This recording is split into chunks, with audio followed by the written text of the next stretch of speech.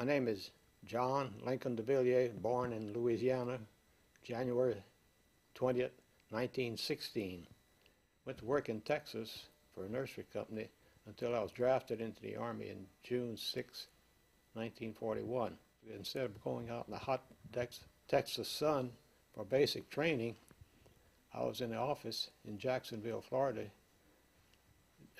practicing my skill as a typist until some lieutenant decided I should go to officer candidate school. And I thought it might be pretty good because it seemed like the officers had it much better than the enlisted men. About January of '44, I was sent overseas as a replacement officer.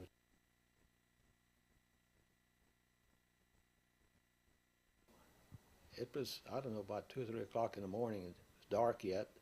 We went down these rope ladders into these little Higgins boats, and then they circled around for like about 2 or 3 hours before it was time to go in. And I think they got sort of mixed up because the units were pretty well mixed up on the beach. And when we were going in, of course, about everybody, seemed like just about everybody except myself was seasick. And I had the 3 men who had the radio and a platoon of infantry. But the infantry seemed to keep moving back all the time. So when we moved right to the front, so when I told men, when that ramp goes down, get off of here as quickly as possible. So just as soon as the ramp went down, we jumped in the water, and we could see machine gun fire ahead of us that was splattering on the water. But I got away from the crowd.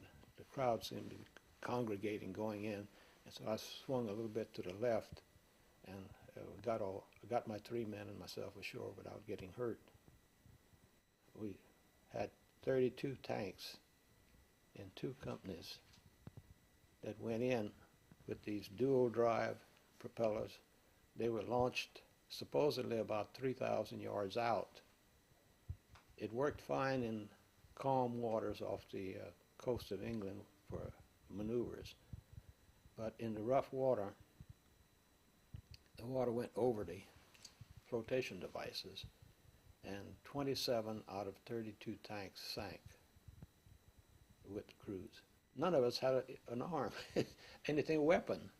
We were just supposed to be liaison with this radio and get liaison between the tanks and the infantry. Didn't have time to fool with being in combat. So all I did was survive. I was just a survivor of D-Day. I served most of the time as a maintenance officer, except sometimes when I had a number of casualties in the officers' ranks and they needed an officer for a platoon leader. I would serve in that capacity for a few days, and then they'd get some replacement officers, and I'd go back to being the maintenance officer. I was wounded on the 17th, I think it was the 17th of November. Not seriously, but bad enough. And I was evacuated to a place where, I guess next to a large building, I think, where they had some hospital facilities inside the building. Because of the triage, I was put off as far as getting surgical attention for a while, and it developed an infection. And of course, with the infection, fortunately, we had penicillin at the time and sulfa drugs. And one day I complained to a doctor, I forgot whether it was there, I believe probably in England, about all the pills I had to take and all these shots of penicillin. And when he told me, he said, son, he said, if we didn't have these medicines, we would have had to take off your leg. I didn't complain anymore. In 1984, I was walking after, going on the beach, going over the place where I'd landed, and my wife was sitting someplace, and I just started walking through the cemetery, and I ran across the grave of a fellow officer. I broke down.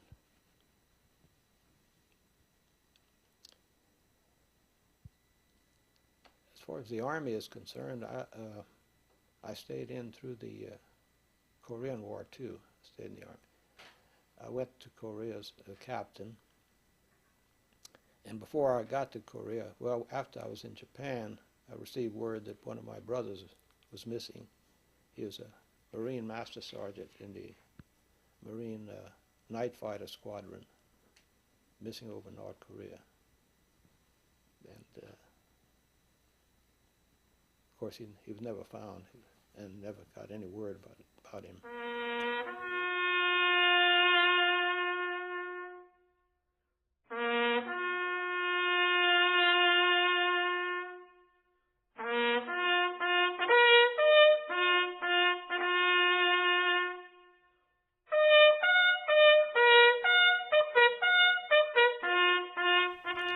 I'm Nell Smith. My husband was G. Lee Smith. We were engaged to be married, and then came the draft. He was drafted, as you remember, for 1 year. So when the year was up, well, we knew before the year was up that he would be longer than a year. So we were married in February of '42. All this time I was trying to keep up with him. Part of the time I was, part of the time I was home and back. As he was transferred to places that I could be with him, of course I joined him. We had a lot of sacrifices to go through, such as coffee being rationed. We were lucky if we had a cup of coffee for breakfast, because coffee was rationed. And so a lot of other things were rationed.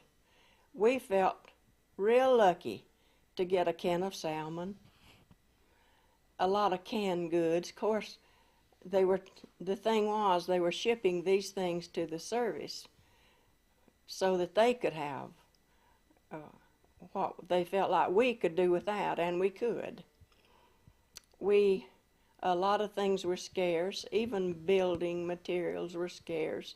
We didn't have new houses at that time, but who needed new houses while our boys were all in service? While he was on his way to Luzon in a convoy of 14 ships, during that time, I guess the war ended.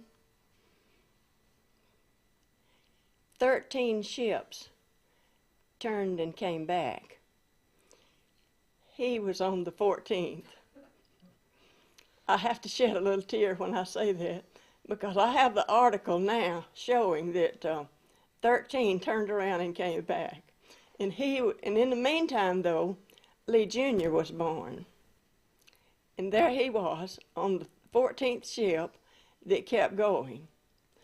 But that wasn't too bad. He didn't spend a whole lot of time there, because shortly thereafter, they were giving him discharge on points. So when Lee Jr. came along, that gave him points enough that shortly he was discharged and came home.